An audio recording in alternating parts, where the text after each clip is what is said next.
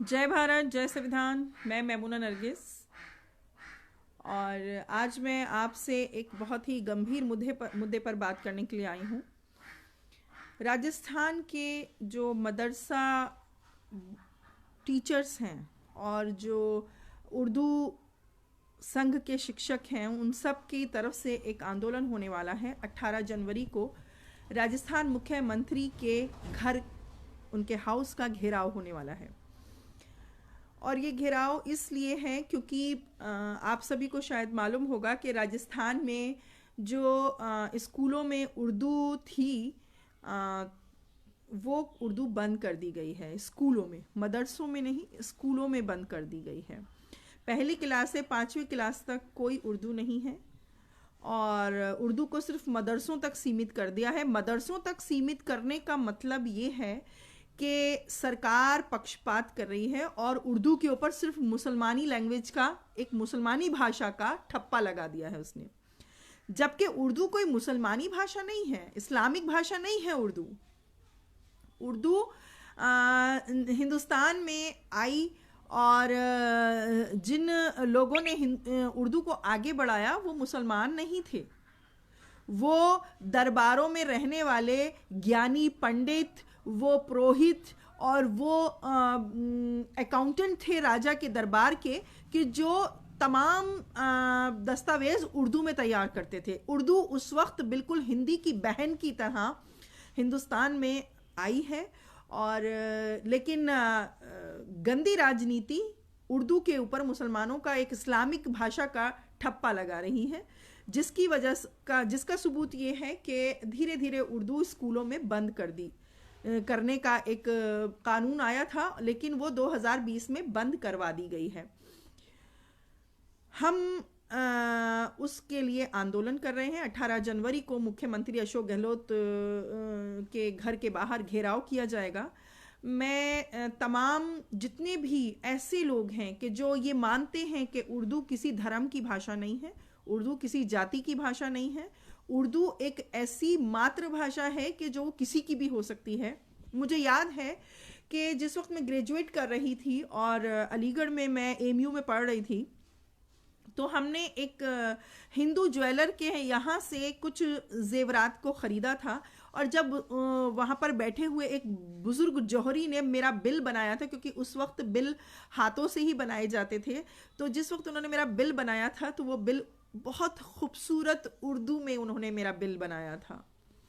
और तो मैं उनकी राइटिंग देखकर मैं बहुत खुश हुई थी, बहुत हैरान हुई थी कि इतनी खूबसूरत राइटिंग में उन्होंने, बुज़ुर्ग ने वो बिल बनाया था। तो उर्दू, जितने भी पुराने लोग हैं जिनकी शायद इस वक्त एज 70 से 100 के बीच में रही होगी, वो बता सकते हैं कि उर्दू एक इंसानियत की भाषा है, उर्दू एक मोहब्बत की भाषा है, उर्दू शायरों की पहचान है, उर्दू गीत गज़लों की एक वो पहचान है और फिल्मों की जान है उर्दू।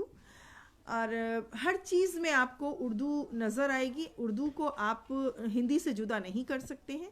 उर्दू और हिंदी दोनों बहनें हैं, उनको आप जुदा नहीं कर सकते, एक दूसरे की साथी हैं। जिस तरह से हिंदी भारत में आई, उसी तरह से उर्दू भी भारत में आई और अपने ही लोग लेकर आए। कोई हिंदू या मुसलमान नहीं लेकर आया, भारतवासी लेकर आए, जिन्होंने पसंद किया। आज भी आप रजवाड़ों में चले जाएं, राजा महाराजा जो राजस्थान के आज भी हैं, उनका पोथी खाना उठाकर देखिए तो आपको उर्दू में इतने सारे दस्तावेज मिल जाएंगे, क्योंकि मेरे पास उससे रिलेटेड कई बार काम आ चुका है और मैंने वो दस्तावेज देखे हैं।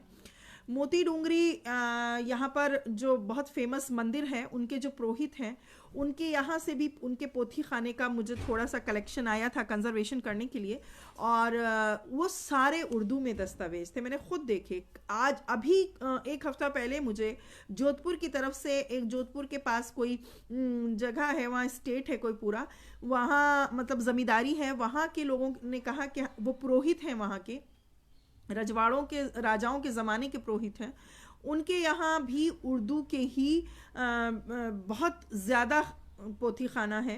काफ़ी उर्दू के उनके पास उनके पोथी खाने में किताबें मौजूद हैं, आज भी मैन्युस्क्रिप्ट्स मौजूद हैं। तो उर्दू कोई धर्म से नहीं है, उर्दू कोई जाति या धर्म से नहीं जुड़ी हुई है। उर्दू भारत की भाषा है, भारत की पहचान रही है उर्दू।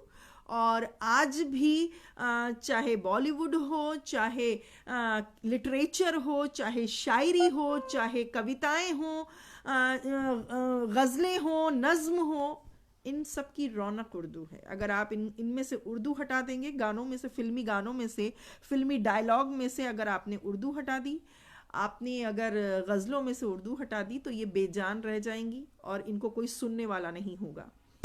तो मैं आप सबको ये दावत देती हूँ कि आप सोशल मीडिया के ज़रिए से, और जिनकी जो जो पकड़ है, मेरा ये वीडियो आप वायरल कीजिए। 18 तारीख को राजस्थान में घेराव हो रहा है मुख्यमंत्री आवास में, जिसमें तमाम राजस्थान की जो वुमेन विंग है, पैरा टीचर्स और उर्दू टीचर्स जो हैं लेडीज़, मैं उनको लीड करूँगी। और जितने भी तमाम जो उर्दू, राजस्थान उर्दू शिक्षक संघ के से जुड़े हुए टीचर्स हैं, उनको जनाब अमीन कायम खानी साहब लीड करेंगे। और जितने भी मदरसा बोर्ड के जो टीचर संघ है, शिक्षक संघ है, उनको सैयद मसूद अख्तर साहब लीड करेंगे। तो मैं आपको सिर्फ ये दावत दे रही हूँ कि जितने भी उर्दू को पसंद करने वाले लोग हैं, जिनको गज़लें सुनना पसंद है, जिनको उर्दू से मोहब्बत है, जो मानते हैं कि उर्दू एक मिठास और इंसानियत की भाषा है, उनको मैं दावत देती हूँ कि वो एक आंदोलन सोशल मीडिया पर हमारे सपोर्ट में चलाएं। एक आंदोलन पूरे देश में अगर ये आंदोलन चलेगा तो हो सकता है कि जो अभी राजस्थान के शिक्षा मंत्री ने पहली क्लास से 5वीं क्लास तक में उर्दू जो थी उसको बंद कर दिया है, उसको दोबारा चालू किया जाए। और दूसरी मेरी जो परेशानी है, जो इस आंदोलन का दूसरा हिस्सा है, मदरसा बोर्ड के 7,000 से लेकर 9,000 के बीच पैरा टीचर्स जो बिल्कुल उनको परमानेंट नहीं किया गया। हर चुनाव घोषणा पत्र में ये घोषणा की जाती है कि हम तमाम पैरा टीचर्स को परमानेंट कर देंगे। वो लोग 7,000 से लेकर 9,000 के बीच की तनख्वाह पा रहे हैं, जिसमें 5-5 महीने, 3-3 महीने तनख्वाह मिलती नहीं है। आज के हालात में जब उन टीचर्स को पैसा ही नहीं मिलेगा तो वो क्या पढ़ाएंगे, उनका टारगेट एजुकेशन पर कैसे होगा, और बच्चों का फ्यूचर क्या है। 1,70,000 बच्चे उन मदरसों में जा रहे हैं, लेकिन उन मदरसों में उन बच्चों का कोई फ्यूचर नहीं है, क्योंकि उनमें कोई भी टेक्नोलॉजी नहीं है। कि उस पर ठप्पा लगा दिया है सिर्फ दीनी तालीम का, जबकि मदरसा बोर्ड इसलिए बनाया गया था कि मुस्लिम बच्चों को दुनियावी तालीम भी दी जाए और दीनी तालीम भी दी जाए। लेकिन वहाँ दीनी तालीम तो मिल रही है, दुनियावी तालीम के लिए कोई भी फैसिलिटी वहाँ मौजूद नहीं है, ना कंप्यूटर्स हैं। हर मदरसे में 1 या 2 कंप्यूटर दे दिया जाता है, वो ऑफिस में काम में आता है, बच्चों के कोई काम में नहीं आता है। तो उन बच्चों को भी टेक्नोलॉजी और जो भी पद्धति है, आधुनिक पद्धति है शिक्षा की, वो मदरसों में भी लागू की जाए, ताकि वो 1,70,000 बच्चे मदरसों में पढ़कर जब निकले तो वो भी तो कुछ बन सकें। उनका भी तो अधिकार है अच्छी शिक्षा पाने का। क्या सिर्फ अच्छी शिक्षा पाने का अधिकार उसी का है कि जिसके बच्चे जो बच्चे CBSE बोर्ड में जा रहे हैं, क्या वही अच्छी शिक्षा पा सकते हैं? क्या मदरसों में और सरकारी स्कूलों में आने वाला बच्चा अपनी मनपसंद भाषा को नहीं चुन सकता, या अपने अच्छी पाठ्य पद्धति उसको नहीं मिल सकती? ऐसा क्यों है पक्षपात? दूसरी बात मैं ये कहना चाहती हूँ कि जो भी मदरसा बोर्ड में टीचर्स हैं, उनको आप परमानेंट क्यों नहीं करते हैं? जब हर चुनाव घोषणा पत्र में आप घोषणा करते हैं, चाहे कोई सी भी पार्टी आए, वो यही चुनाव पत्र में घोषणा करती है कि हम पैरा टीचर्स को परमानेंट कर देंगे, लेकिन आज तक किसी भी सत्ता ने पैरा टीचर्स को परमानेंट नहीं किया। वो बेचारे चंद उतनी तनख्वाह पे काम कर रहे हैं कि जितनी तनख्वाह, उससे ज़्यादा तनख्वाह एक मजदूर जो बोझा उठाता है वो उससे ज़्यादा कमा लेता है। तीसरी बात जो मैं कहना चाहती हूँ कि जितने भी उर्दू स्कूलों में जो आपने बंद की है, उसका मकसद साफ है कि लोग ये कहते हैं कि कांग्रेस मुसलमान की साथी है, लेकिन मैं यहाँ एक आईना दिखाना चाहती हूँ कि पक्षपात करके खुद मुसलमान को उसने ये जाहिर कर दिया कि इस वक्त मुसलमान के लिए कोई नहीं खड़ा, ना कांग्रेस खड़ी, ना आप खड़ी, ना बीजेपी खड़ी, ना कोई और खड़ा।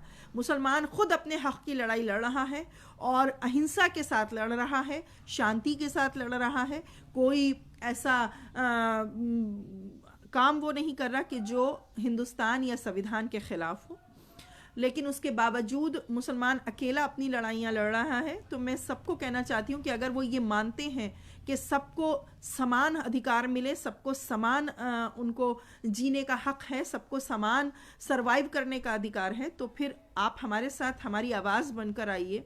किसी जाति में ना पढ़कर किसी धर्म में मत पड़िए, क्योंकि आपका संविधान आपको ये सिखाता है कि भारत एक ऐसा देश है जिसमें अनंत धर्म पनप रहे हैं, अनंत भाषाएं पनप रही हैं, अनंत जातियां पनप रही हैं। उसके बावजूद भी भारत एक है। इस भारत की एकता और इसकी एक होने की खूबसूरती को ज़ाया मत कीजिए, ख़राब मत कीजिए। इस आंदोलन में हमारा साथ दीजिए, उर्दू को बचाने में हमारा साथ दीजिए। आपसे यही उम्मीद करती हूँ, और मेरी इस वीडियो को आप अपने पूरे सोशल मीडिया पर वायरल करके इस आंदोलन को कामयाब बनाइए। जय भारत, जय संविधान।